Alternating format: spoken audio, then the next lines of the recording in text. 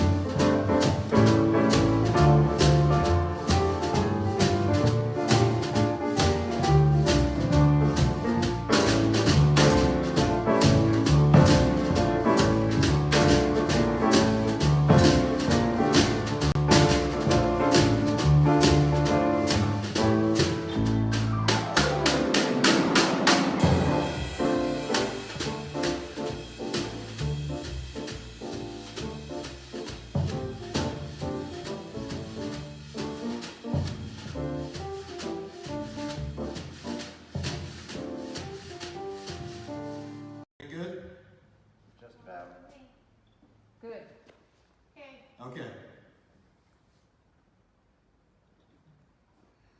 This is Spirit Says Do. Take one. It's rolling. One, two, one, two.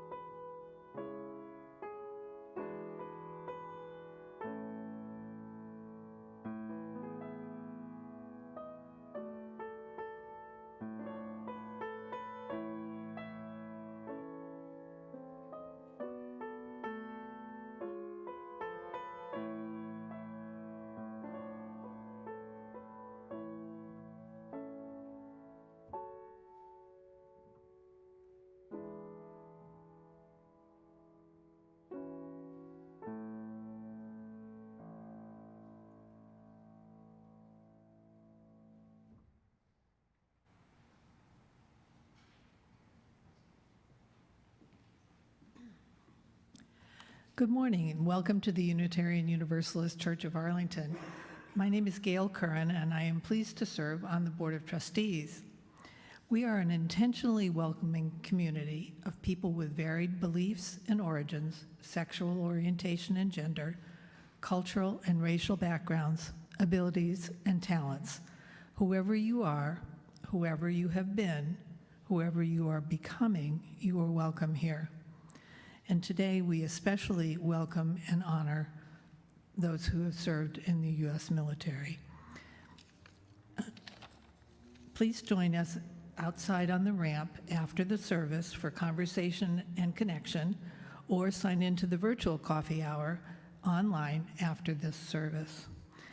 We want to congratulate our youth group who yesterday had a wonderful food and coat drive and exceeded their goals by collecting 145 coats. Their goal was 100 for those who need. Yeah, isn't that wonderful? And 1,000 pounds of food, which will go to the Arlington Food Assistance Center. We should all be very proud of them for their hard work and their enthusiasm.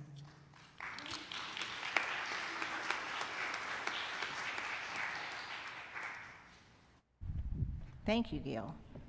They were outside and it was a little drizzly and it didn't matter. Their enthusiasm was contagious. I'm going to start our service this morning by lighting a single candle, and that candle is in honor of all who have served our country.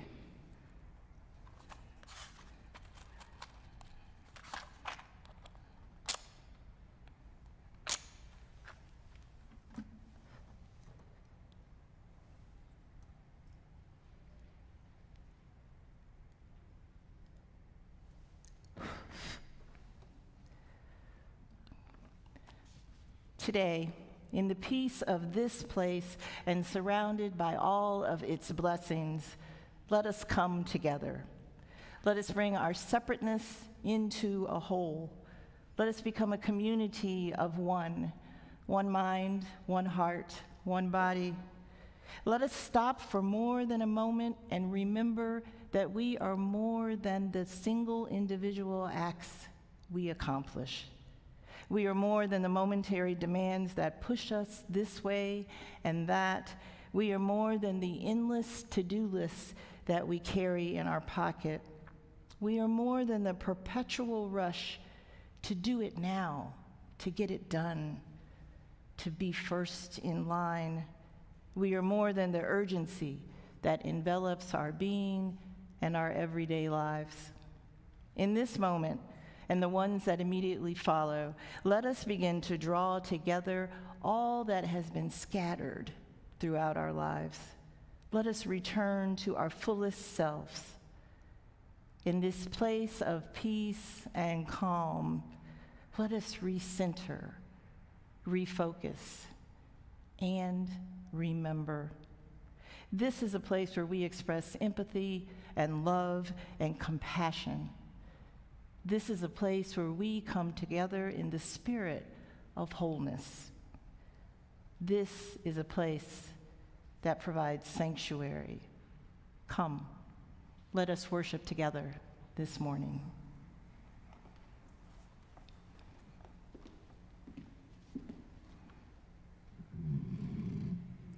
Good morning, everybody. I'm Gail Crawford, and I have the honor of serving as your worship associate today. We'll begin with the lighting of the chalice. The words are printed in your order of service. We gather together as a community of memory and hope to celebrate life and its infinite possibilities for love. We light this chalice as a symbol of the light within every human heart. May our individual sparks meet and merge, bringing both light and warmth to the world.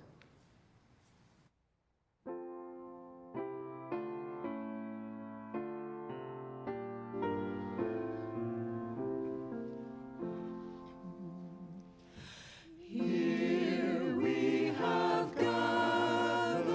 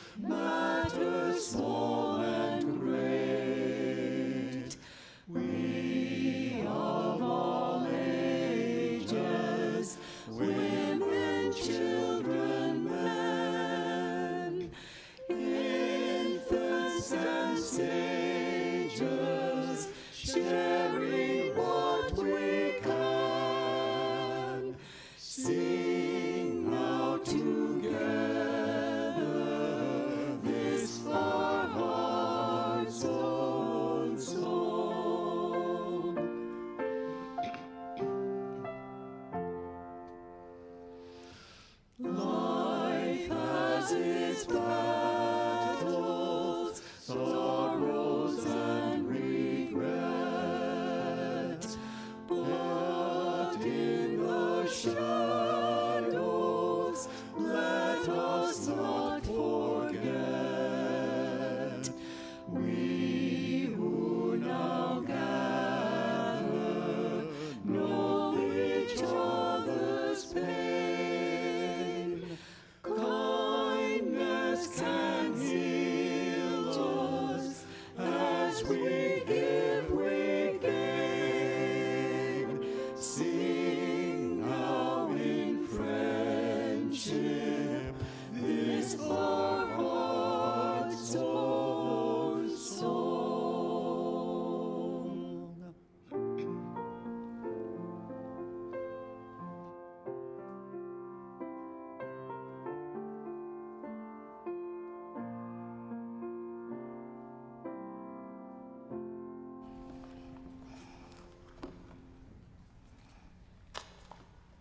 Today's wisdom lesson is the story of Marceline Harris, Air Force General, from the book Little Leaders, Bold Women in Black History by Vashti Harrison. This book is filled with true stories of breaking boundaries and achieving beyond expectation. The text tells the stories of 40 trailblazing Black women. Author Vashti Harrison's words educate and inspire both children and adults. It reminds all of us to believe in ourselves and work to reach our fullest potential. No one would ever have guessed that Marceline Harris would become one of the most highly decorated military generals in the Air Force. Not even Marceline herself. After graduation from Spelman College with a degree in speech and drama, she was headed towards Broadway. But Marceline soon saw an opportunity in the Air Force. It was not only a steady job, but it was a chance for her to see the world. Her specialty was aircraft maintenance, although she had to convince her male colleague that she had real interest in aircraft hydraulic and aerodynamics.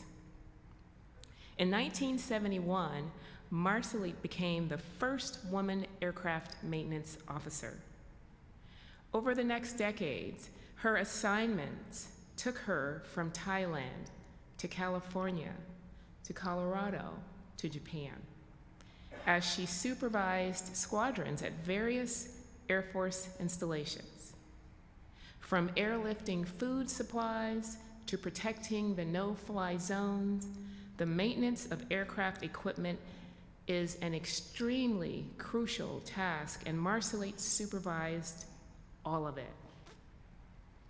Despite the tough hours, she managed to enroll in more aircraft courses, earning a bachelor's degree in business management, and raised 3 children.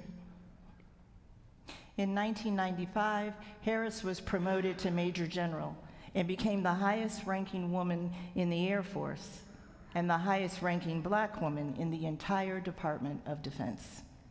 She took a post in the Pentagon as the Director of Maintenance. That made her responsible for every single weapon and aircraft used in the entire Air Force. She had a military career that lasted more than 30 years and has been recognized with countless awards and decorations. General Harris accomplished many firsts in her career, but her proudest accomplishment was making a private commitment to establish opportunities for all women in the entire armed forces. We are grateful for her service.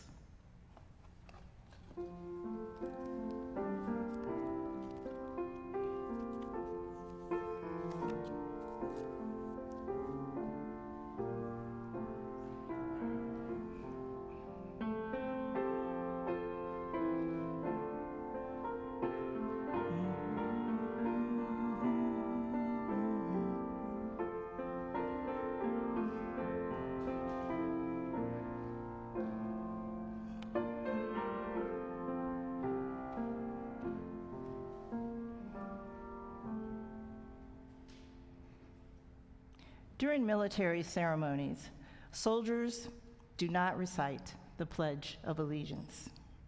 At official functions and social events and sporting events, when in uniform, outdoors, they stand at attention, they remain silent, they face the flag, and they render the hand salute.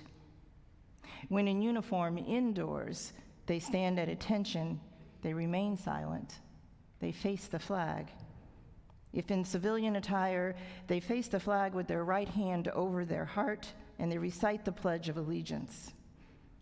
They are told that any headgear should be removed with the right hand and held over their left shoulder, the hand being over their heart. I want to share with you some words by comedian Red Skelton. He was famous during the vaudeville days. He made the transition to radio and to television, as some of you know. The Red Skelton Hour was an amazing thing on Sunday evenings. He was also deeply patriotic. He wrote these words about the Pledge of Allegiance. When I was a small boy in Indiana, I heard, I believe, one of the most outstanding speeches I have ever heard in my entire life. I think it compares with the Sermon on the Mount, the Gettysburg Address, and the Socrates speech to the students. We had just finished reciting the Pledge of Allegiance, and he, my teacher, Mr. Laswell, called us all together. He said, boys and girls, I have been listening to you recite the Pledge of Allegiance all semester, and it seems it's become monotonous to you. Or could it be, maybe you don't understand the meaning of each and every word? If I may, I'd like to recite the pledge and give you a definition for each word. Mr. Laswell began. I, me, an individual, a committee of one, pledge, dedicated all of my worldly good to give without self-pity, allegiance, my love and devotion to the flag, our standard, Old Glory, a symbol of courage, and wherever she waves, there is respect, because your loyalty has given her a dignity that shouts, freedom is everybody's job. Of the united, that means we have all come together, states, individual communities that have united into a great nation. When Red Skelton spoke these words, there were 48 states. As you all know, there were 2 more added later. These individual communities take pride and dignity and purpose. While they are divided by imaginary boundaries, they are united in a common cause, and that is the love of country, of America, and to the republic. A republic, a sovereign state in which power is invested in the representatives chosen by the people to govern.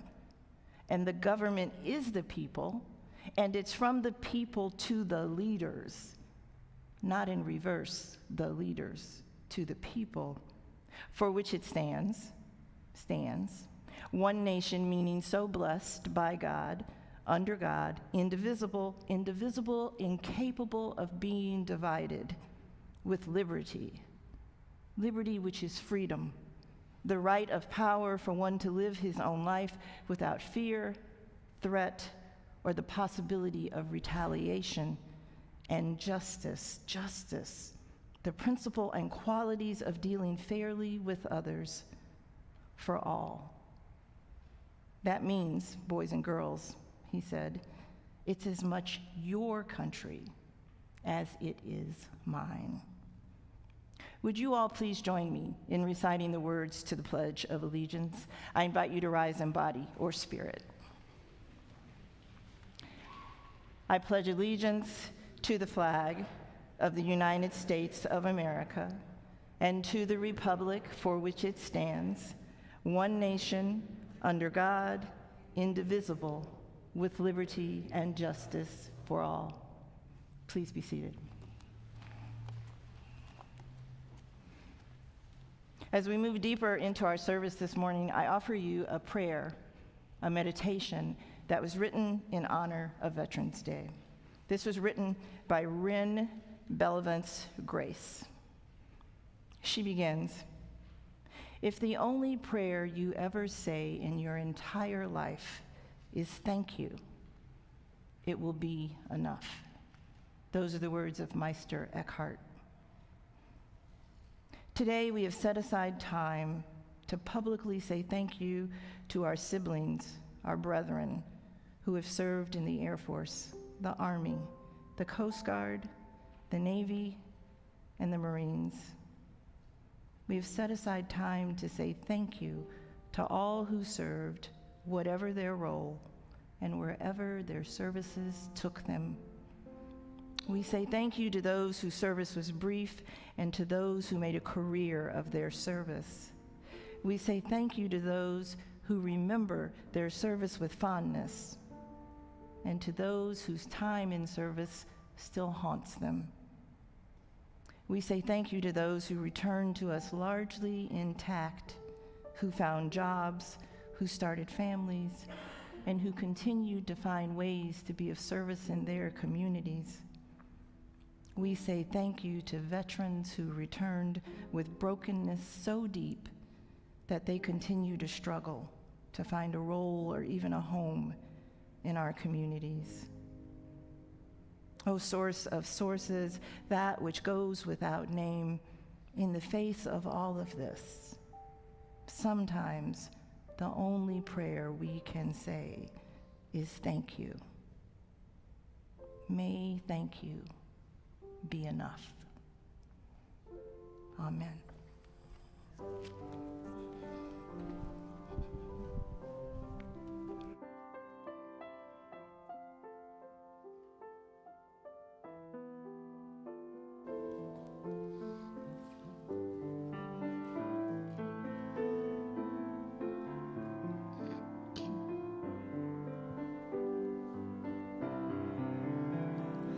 Fuente de amor, ven hacia mí y al corazón cántale tu compasión. Sopla volar,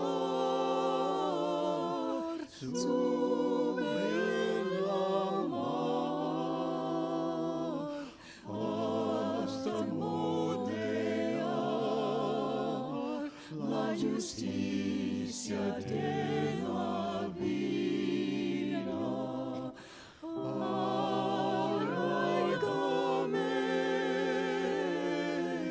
libérame, fuente de amor, ven a mí, ven a mí. Spirit of life, come unto me.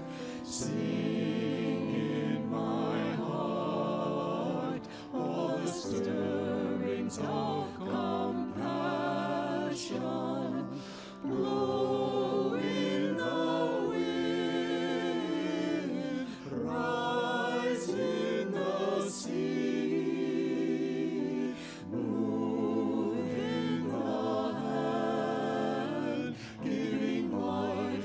Shape of justice, roots holy close, wings set me free.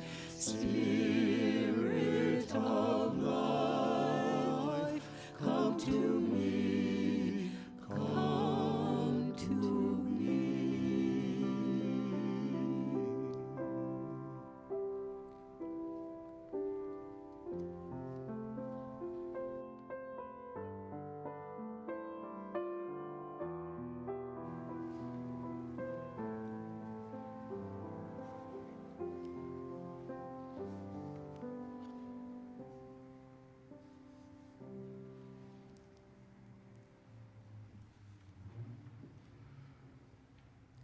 When we give generously, we are planting seeds. which, when nourished, grow to change the world. We are also seeking to manifest our dreams of justice, equality, and freedom from oppression for everyone. When we give from the heart, it is also an expression of thankfulness for all that we have. Today, we will once again share the plate. 70% of the offering will be directed towards a specific cause. The other 30% is used to care for this beloved church community. Our offering is a concrete example of UUCA's desire to assist organizations, ideas, and groups who live our values. In November, UUCA has chosen to share the plate with Equality UUCA, a group that works to organize our congregation's advocacy, education, and support for LGBTQ+ people, and PFLAG DC. Here in Virginia, the work for wholeness and equality is not done. In a few weeks, the new legislature is likely to advance legislation to reverse the gains of the last 2 legislative sessions after a political campaign that shamelessly targeted LGBTQ+ youth in particular. Equality UUCA will be enlisting congregational advocacy for LGBTQ+ people in the legislature, as we have for many years through good times and bad. Equality Virginia is the statewide nonpartisan advocacy organization that will lead the effort to educate and lobby the state legislature on behalf of LGBTQ+ people. Please give as generously as possible. We are so grateful.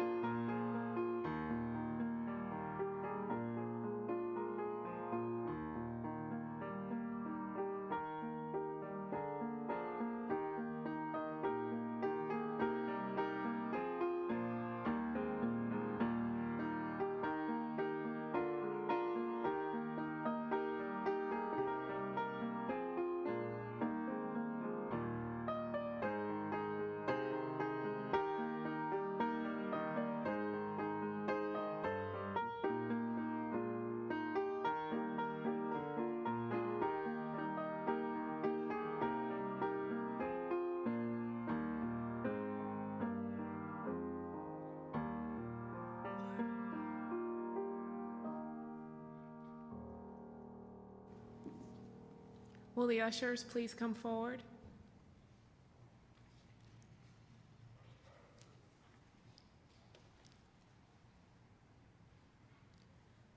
Please join me in blessing the offering. The words are printed in your order of service. Let us be grateful when we are able to give, for many do not have that privilege. Let us be grateful for those who share their gifts with us, for we are enriched by their giving. Let us be grateful even for our needs, so that we may learn from the generosity of others. Amen. Thank you.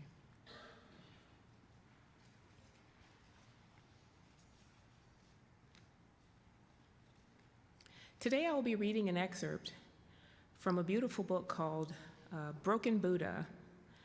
The chapter is called A Little Change, and the book is by Meg Barnhouse. I was checking out at a Family Dollar store, 6 cents short at the register.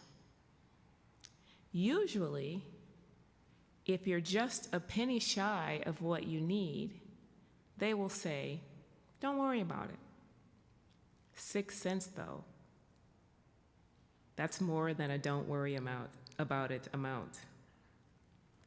Digging through my pockets for the rest and coming up empty, I turned to apologize to the man behind me for holding up the line.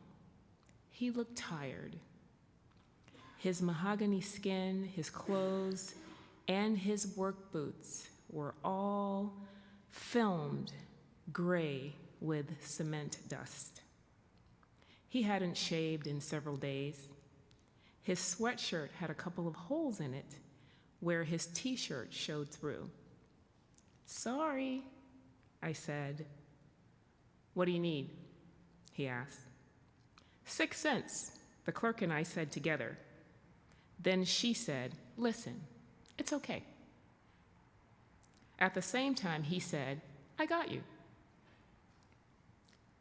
"Thanks," I said to the clerk and to the man at the same time. "It's no problem," he said. If I were to stop telling the story here, this could make a good, simple story.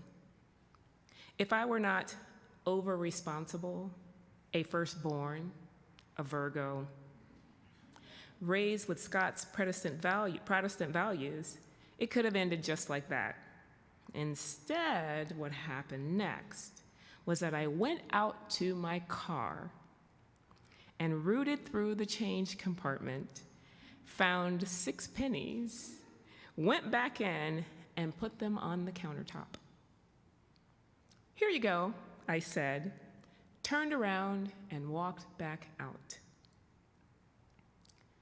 "I could have got you," the man said back. I could not have driven out of that parking lot having taken anything from either of those 2 people. I didn't want them watching my taillights, musing about how a middle-class white woman took 6 cents off of them without even looking back. I think now that it might have felt more respectful to just accept the gift that they offered to me with thanks. I have been chewing over this, asking myself questions about, would I have accepted 6 cents from a white-skinned man standing in the line behind me? A white-skinned woman? A dark-skinned woman? Would I have taken 6 cents from a friend? Yes, to that last one. No, to everyone else. Never. I didn't realize that I was so stiff-necked. What would it have hurt to owe another person a little as I walked out of that store? Am I pretending that I am self-sufficient in this world? Is it an illusion some wealthier people can preserve for a little while, at least? Would I have accepted an offer of help carrying something heavy to my car from that man? Yes. He looked rich in physical strength, more than I was. I would gladly have accepted from his wealth, but not from an area which I assumed he was poorer than I. Allowing someone to help me out of their weaker place was just too hard. It would be like me offering to carry something for him to his car. What a tangled mess all of this is. I tell people that it is good to learn to accept help as well as to help. It's good practice for times of sickness or when we are less physically able at certain times. If we are hard to help, our helpers not only have to help us, they also have to endure our grumpiness and outrage at needing their help, or our snappishness and embarrassment. It's easier for most of us to be the helper. I wouldn't think anything of giving someone else 6 cents in a line, or maybe even $1 or $2.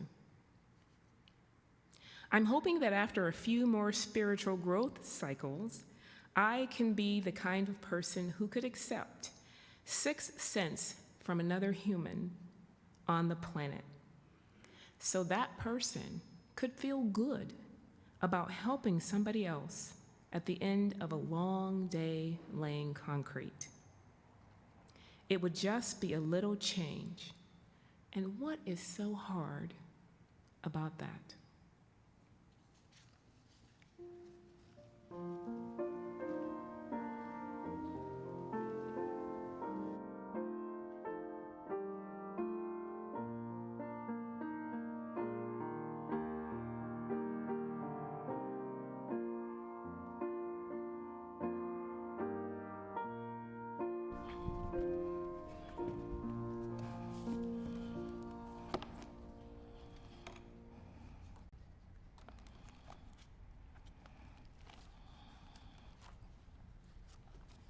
I am a bona fide, grade A, certified, ratified, OD green, DNA'd Army brat.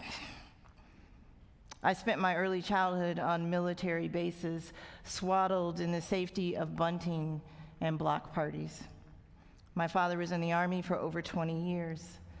He turns 94 today, this 14th of November. Happy birthday, Dad. He'll like that, that's good.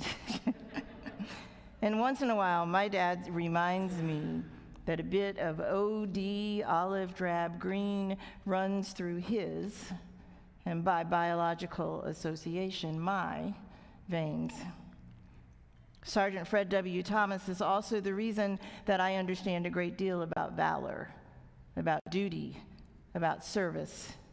My initial feelings about the military were shaped by him and by a system and a culture that fashioned my father, Fred Thomas, into a decorated Green Beret. To say that I sincerely admire him and all the military men in my family doesn't begin to describe the pride and the affection that I feel for each of them. My brothers both served too. I'm affectionately engaged with their sense of duty, their dedication and promise to protect and defend our country, their unwavering willingness to walk into harm's way for each one of us. And by that I mean each one of you. I love them. And my desire to honor, to pay tribute to remember their service doesn't ever waver. But honestly, sometimes it runs smack into my adult belief system, which is very different from the one that I had as a child. You see, I love the warrior, but I also hate the devastation and the carnage that is war.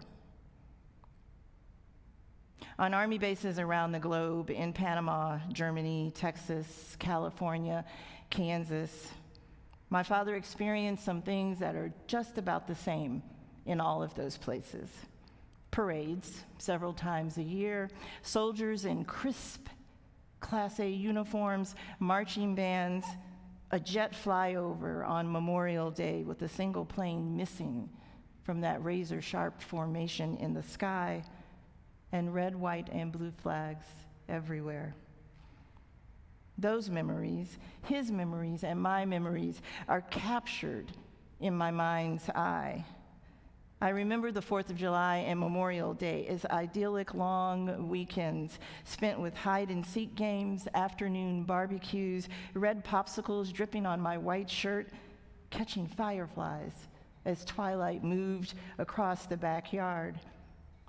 But I know that when I look back, when I remember from my very comfortable middle age, I'm recalling those days through a lens that's hazy with more than a touch of nostalgia. I know that sometimes what I'm remembering are not entirely real memories. They're Kodak moments. They're mental snapshots of what actually was, combined with what I've been told by other people. There are other memories too, not just the popsicles and the bunting. As a child of 5 or 6, one of our neighboring families lost their soldier. In an instant, I found out exactly what else all of that red, white, and blue bunting meant. Instead of barbecues and popsicles and fireflies, I learned the proper way to visit a military cemetery. I learned how to place a small flag on a grave. I learned that someone's father, someone's husband, that a military man had left us and died. At the age of 5 or 6, I first experienced the sorrow, the honor, and the mixture of gratitude that walks across your hearts and minds hand in hand when you see a flag-draped casket. That was also the summer and the first time that I first saw lots of grown men cry. On most military bases, Veterans Day is a much quieter day than the 4th of July or Memorial Day. It's not exuberant. Instead, what it is thoughtful. The window dressing, the bunting, the marching bands, the parades, they're taken down a notch. There's far less pomp and circumstance. Because at its core, Veterans Day, the 11th day of the 11th month, is for remembrance. Remembering the military men and women who've served our country without reservation. Remembering those servicemen and women who were wounded. Remembering the ones who were killed by bullets and roadside bombs. Remembering those who did not die, but came home physically and mentally damaged, often beyond repair. Last week on Thursday, I paused to remember. I hope that you stopped, and that on the 11th day of the 11th month, you remembered too, that you joined me and you kept those who served our country in your mind's eye for a while. You see, loving the warrior is absolutely necessary. It's also not easy. But we are called to do exactly that. We are called to stretch ourselves and perhaps our systems of belief to love the warrior while we abhor the war. We are called to stop and make space to be intentionally thoughtful, to be consciously compassionate, to be radically hospitable towards those who have served. It's something that we have to choose to do. And I know that's not easy for you to choose to do because it's not easy for me to choose to do. On so many levels, honoring veterans is akin to carrying a ticking bomb. Because remembering those who served feels like honoring and condoning war on some level. It feels like we are condoning the social, the economic, the emotional, and the moral baggage that surrounds the idea and the practice of war. And that rubs us, particularly us UUs, us Unitarian Universalists, it rubs us the wrong way. It's particularly hard to pay tribute to those who served in our most recent military engagements. These are wars we did not want. They were engagements we, as individuals, did not choose to be part of. It's difficult because many of us believe that the current level of defense spending is not only unnecessary, it's ridiculously high. So the title of this sermon, Loving the Warrior and Hating the War, is just damn hard. And it's complicated. And it challenges us on many, many, many levels. It rubs up against our ethics and our values that we hold up high. And I understand that. But on Veterans Day, and throughout the rest of the year, honestly, our strong feelings against the U.S. involving itself in unwarranted, unreasonable armed conflicts is not the most important thing. The way we treat those who've chosen to protect and defend our country is. We are called to love the warriors. There's no space on the 11th of November for divisive or harsh feelings or attitudes towards those who served.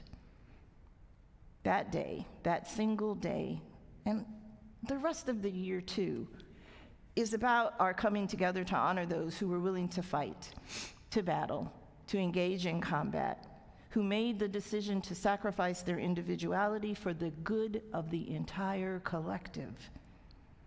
Our veterans fight for us. And this next sentence is important. Our veterans fought for us, even when it was not entirely clear to them exactly what they were fighting for. And that is the truth. It's challenging to be a soldier, to go, to do, to fight, when you often don't have any choice in the matter. Protect and serve. Go to battle. Fight for your country. It's not always easy to be the person that stands in those shoes, in those boots. War itself, it must be said, war itself is not unique. And our country is a fighting kind of country, right? We have fought in all kinds of wars. They have been revolutionary. A war fought to separate from the crown and to secure our very independence. They have been civil. A war fought to protect the Union. We have fought wars against the native peoples in this own land. Some of our wars have been imperialist, a word that the Texas School Board has now banned, opting instead for the word expansionist. Some of our wars have been economic, fought to control routes of trade, while others have been fought both for reasons of ideology and the result of cold, pragmatic calculation and dollars and not so much sense. Americans have fought wars to support allies and to forge allegiances. What remains troubling in all of this is that the carnage was committed with the explicit knowledge that war is a terrible thing. Consider these words by some people that you are familiar with, by some fellow citizens. Dwight D. Eisenhower said this: "I hate war as only a soldier who has lived it can hate it, as only one who has seen its brutality, its futility, its stupidity up close and in person." Barack Obama, when president, spoke these words: "What I'm opposed to is a dumb war. What I'm opposed to is a rash war." And our founding father, Benjamin Franklin, told those gathered to hear him in Philadelphia, "Wars are not paid for in wartime. The bill comes due later." Over 1 million Americans have died in wars around the world. That bears repeating. More than 1 million Americans have died in wars around the globe. When I first saw these figures in print, I was sickened by the staggering number of American lives that have been lost in the slaughter that is war. I'm still unable to actually imagine the immense amount of pain and suffering that occurred as a result of those 1 million deaths. What I've done unsuccessfully is try to fit the hundreds of thousands of men and women we are remembering, those who died, into an acceptable war narrative. A narrative that could somehow help me believe in the possibility of a just war, an honest war, a necessary war. I have tried. That has not happened. My mind and my heart are still at odds with each other when I try to reconcile the desire to honor all of our men and women who have served, when I know deep in my heart I abhor this idea of war and the carnage that surrounds it. As much as I detest the idea of war and its accompanying loss of life, I stand here of 3 minds. I deeply believe in military service. I long for peace, and I am not naive about the true cost of freedom. I know, as you all know, that freedom is not entirely free. And this is exactly the point where my feelings and ideas about warfare, liberty, and the cost and ramifications of living in a democracy collide. I offer you a personal example of that collision. My quandary was brought to life 17 years ago when my son turned 18. He was eager to visit the post office and fill out 2 forms. The first was his selective services card. He scrawled his signature, as only an eager 17-year-old can scrawl. The second was an application for a U.S. passport. My son Corey had no problem registering for a slightly possible, perhaps not imminent, maybe future sort of draft. Remember, some of that OD green and red, white, and blue blood runs through his veins too. I'm absolutely positive that if called, Corey would serve. If called at 18, Corey would have served. On the other hand, I had lots of problems with him taking this government-mandated step of registering. So for me, in the post office that day, firmly in my mom's role, and mostly for my benefit, he filled out the U.S. passport application too. Why? Like I said, I believe in military service, and I understand that we need to honor the men and women who serve. But as a mother, 17 years ago, I could not reconcile sending my son to fight for oil. It's complicated, isn't it? It's devastatingly hard to live in a country that fights and to lift up those who fight for us. I stood there in the College Park, Maryland post office, caught in one of the most important emotional dilemmas that I have ever been caught in. But quandary or not, eager 17-year-old at my side or not, I knew that we needed to step outside of ourselves, outside of just me and Corey. I knew I had to set my personal ideology aside and let him honor the service of his uncles and his grandfather. I knew it was important that he fulfill the obligation to register for selective services, and I knew he may end up paying the ultimate sacrifice. Whether Corey was drafted or not, I knew he needed to be ready to serve, and still it collided with my heart and my personal instincts. You see, when someone signs up and they decide to be in an infantry unit or on an aircraft carrier or to pilot a drone plane, they just are serving. as called. I know that many Unitarian Universalists don't support military spending and armed engagement, but I still ask today that each one of you find a way to help shoulder the burden that our women and men in uniform agree to carry. You see, no matter how we feel about our country's past and current military engagements, we have to remember and recognize the terrible cost that is paid by the individuals who choose to serve. Amputations, loss of sight or hearing, massive head injuries that cause permanent disabilities. If you have any doubt at all about the need to honor those who have served, I suggest you volunteer to visit soldiers who are at Walter Reed Army Medical Center, just across the bridge. I suggest you volunteer to sit with a wounded soldier or two, or to transport those on their way to a CAT scan, to an MRI, to get an X-ray, or who need help getting to their physical therapy appointment. You see, the scars that they have are real. The service that they've paid is real. The need to honor them is real. They have scars that are obvious, some of those I mentioned, but they also have psychological scars that will never fully heal. The mental trauma of war lingers on. World War II, the Korean conflict, Vietnam, the Gulf War, the Iraq and Afghanistan engagements are marring the lives of soldiers forever. Like an ink stain spreading across a crisp white shirt. They never completely disappear.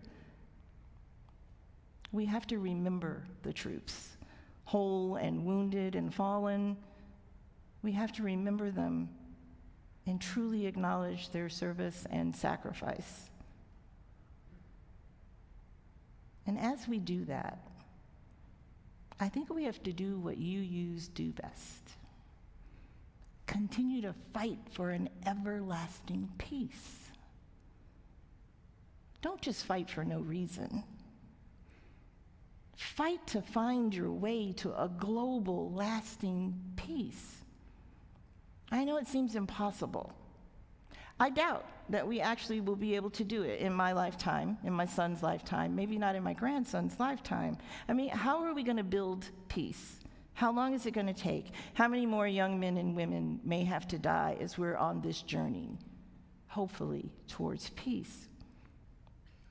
I think we're going to have to do it one layer, one step at a time.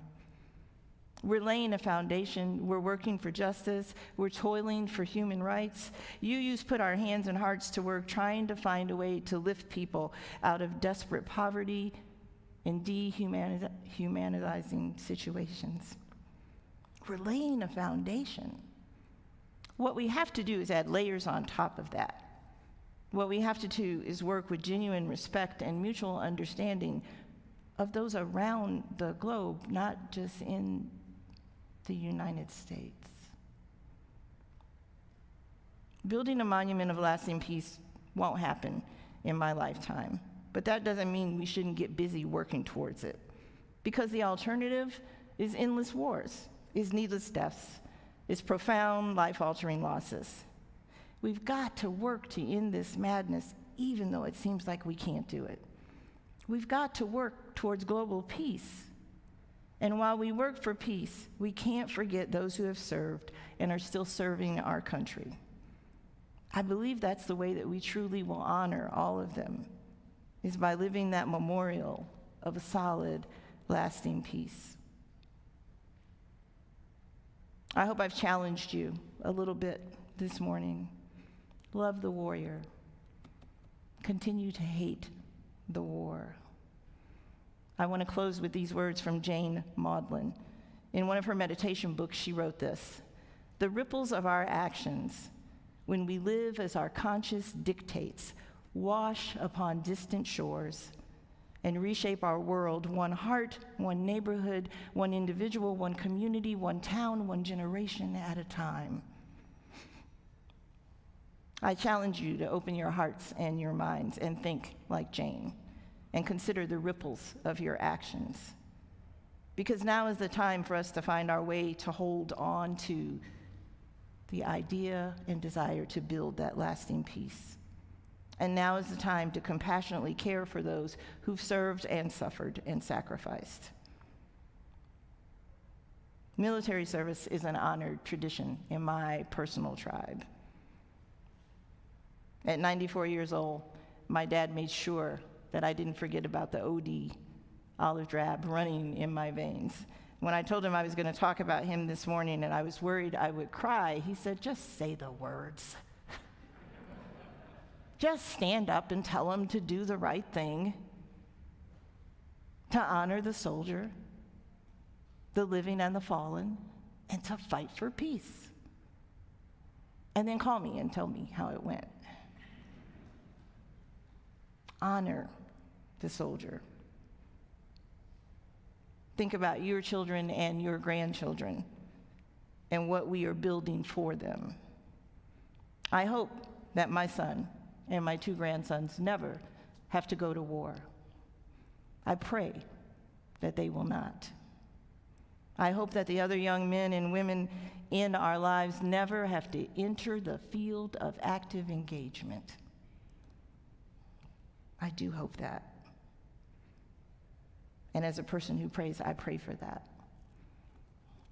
May it be so. Amen. And blessed be.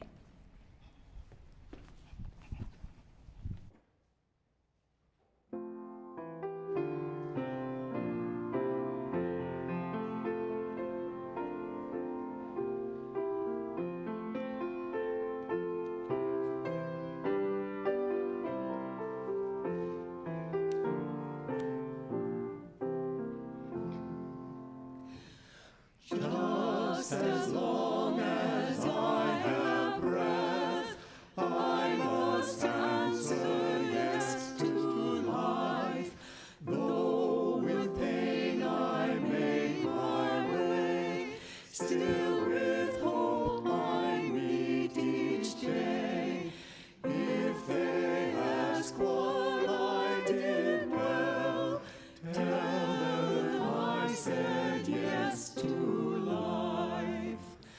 Just as long as vision lasts, I must answer yes to truth. In my dreams and in my dark, always that elusive spark. If they ask what I did well, tell them I said yes to truth.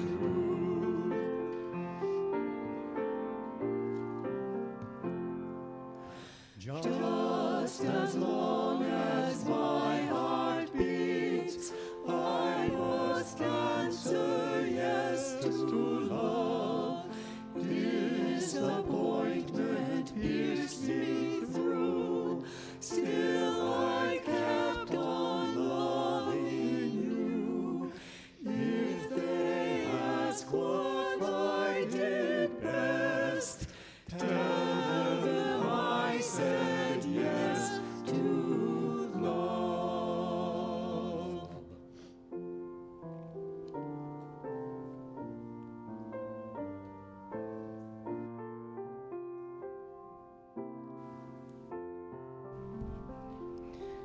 Enter your week remembering those who have served. Leave this place ready to fight for a lasting peace. Know that each person in this room is ready to be in relationship with you and has your back. Most importantly of all, remember, you are never on this journey alone. Leave this place knowing these things and taking love into the world. Blessed be.